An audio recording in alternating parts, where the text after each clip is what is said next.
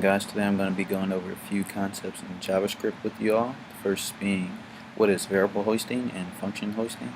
In JavaScript, variable hoisting is the idea of variables in a file being accessed from anywhere within that same scope. This is because variables are put or hoisted to the top of their scope, and this means that a variable will always exist in that scope, though they will not always have the content of that variable, which means the content of the variable will not be hosted as well. The same idea applies for function expressions. They're pretty much just variables as well. The difference lies within function declarations, where the function and its functionality or content is hosted with it as well.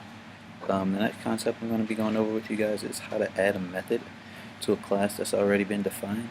In JavaScript, to add a method to a class you've already had defined somewhere else, you have to add the method to the class's prototype object so that you can make the method accessible from that class from anywhere within your file. The way this would look in code is you have your class name dot prototype dot the method name that you want to create, and then that would equal the functionality or the content that you want to give to this particular method. The last thing I'm going to be going over with you guys is what I prefer, Backbone or Angular as a framework or library. I'm going to say that I prefer Angular.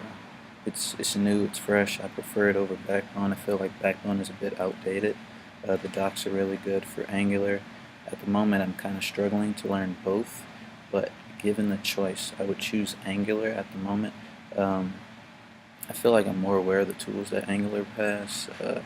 The docs, I enjoy their docs more over Backbone's docs. I feel like the tools that they have are, in general, just more powerful, more useful to me when I'm using a library or a frame. Also, the biggest thing for me with Angular over Backbone is that I feel like out of the box, Angular is a lot easier to use, access, get running, to see the content or work that you put into your files.